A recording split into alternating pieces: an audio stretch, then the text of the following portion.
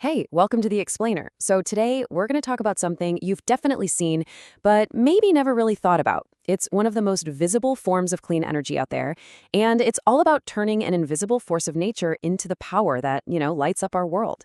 We are talking about wind energy. Yeah, you've seen them, right? These giant, almost graceful structures just spinning out on the horizon, whether it's on a hillside or way out at sea. But have you ever really stopped and wondered, how does that actually work? I mean, how do we take something as simple as moving air, just wind, and turn it into the electricity that powers pretty much everything we do? Well, let's get into it, because the answer is pretty fascinating. And the story here doesn't start with some super high-tech generator or complicated circuit board. Nope. It actually starts with a much, much older idea. We're talking about a machine that's been helping people for centuries, long, long before anyone even dreamed of switching on a light bulb. So our first stop is going to be understanding a really crucial evolution here, the jump from the classic windmill to the modern turbine. And the whole story, it really boils down to the two different kinds of energy they were designed to create. Okay, so here's the fundamental difference, right? The old school windmill, the kind you picture in the Dutch countryside, that was all about doing physical work right there on the spot. It was making mechanical energy to do things like grind grain or pump water. But a modern wind turbine, that's a whole different game. It's all about creating electrical energy, this incredibly versatile power that we can send down a wire to a city hundreds of miles away. And this journey has been a long one, believe me. If you look at this timeline, it started way, way back in the 7th century in Persia, with these early machines just doing that basic mechanical work. Then, fast forward, a huge leap happens in 1887. A guy named Charles Brush in the US builds one of the very first turbines specifically designed to make electricity. Then, another big moment in 1941, this absolutely massive Smith-Putnam turbine proved that, yeah, this could actually work on a huge, utility-wide scale. And that really set the stage for the modern boom we see today. All right, so now that we've got the history down, let's do something fun. Let's actually get inside one of these modern giants. What are the key parts? What really makes them tick? Okay, this here is going to be our roadmap. I know, it looks a little complex, but don't worry, we're going to break it all down piece by piece. What you're looking at is a cutaway of the nacelle. That's the big box at the very top of the tower. You can think of it as the powerhouse. This is where all the magic of turning wind into electricity really happens. So let's start with the most obvious part, the blades. Now, you might think they're just getting pushed by the wind, kind of like a simple pinwheel, right? But the reality is way more sophisticated than that. These things are actually high-tech airfoils shaped almost exactly like an airplane wing. And that shape is key because it uses the principle of aerodynamic lift, not just push, to create rotation. And let me tell you, that is a far more powerful and efficient way to capture the wind's energy.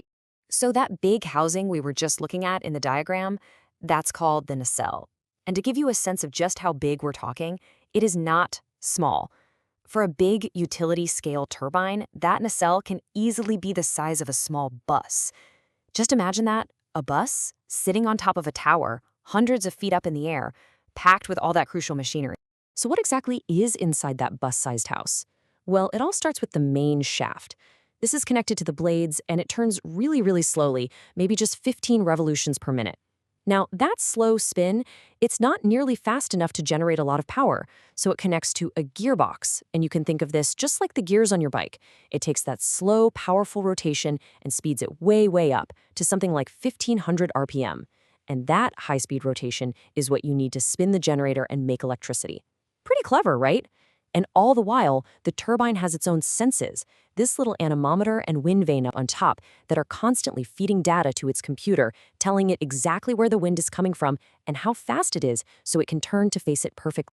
Okay, so we've got the parts down. Now, let's actually follow the energy itself on its journey. How does that graceful, slow spin you see way up at the top of a tower become the power that actually charges your phone? It's basically a 4-step chain of energy transformation. So step 1, the wind itself has kinetic energy. That's just the energy of motion. Step 2, the blades capture that kinetic energy and turn it into mechanical energy, basically rotation. Step 3, deep inside that nacelle, the generator takes that rotation and converts it into electrical energy. And finally, step 4, that electricity gets transformed so it has the right voltage and frequency to be sent out onto the grid. Simple as that.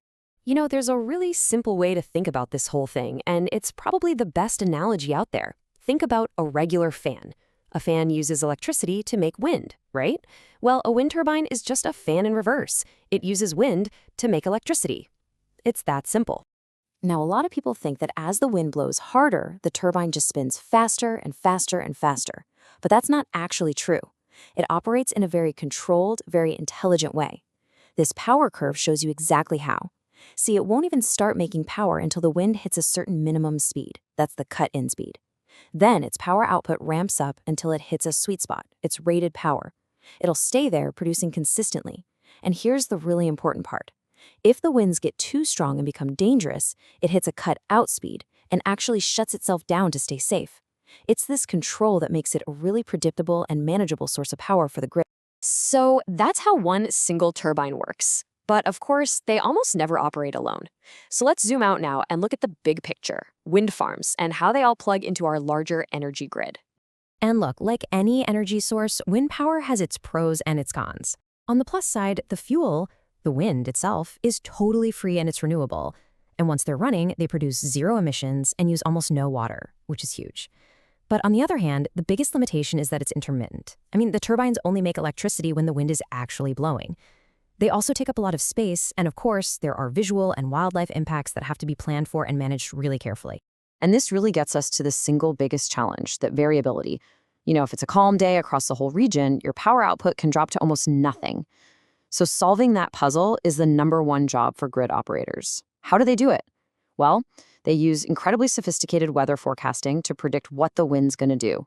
And more, they're pairing wind farms with massive energy storage systems, think giant batteries, to save up power for when the wind isn't blowing. It's all about smoothing out that supply and, keeping the lights on. But here's the thing. This technology is not standing still. Not at all.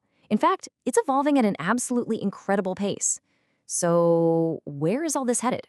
Well, the future of wind is all about getting bigger, smarter, and reaching farther than ever before. Just think about this number for a second. 107 meters. What is that? That is the length of a single blade on one of these next-generation offshore turbines. That is longer than a football field for just one of its 3 blades. I mean, the scale we're talking about here is just immense. Okay, how about another number? 20 megawatts. That's how much power one of these future turbines could produce. And to put that in perspective, that's enough electricity from a single machine to power an entire small town. Just one turbine, spinning out there in the ocean. So what else is on the horizon? Well, we're looking at floating turbines that can be put way out in deep ocean waters to catch the strongest, most consistent winds on the entire planet. We're building smarter grids that use AI to perfectly balance this variable supply with our demand second by second. And engineers are even solving one of the last big challenges, creating fully recyclable blades, making the whole process truly sustainable from start to finish. So when you think about it, from those ancient Persian windmills just grinding grain, all the way to these floating, city-powering giants out at sea, the journey of harnessing the wind is really a story of incredible human ingenuity. And it leaves us with one final big question. As these machines keep growing to almost unbelievable sizes, what's the next great energy challenge we're going to solve?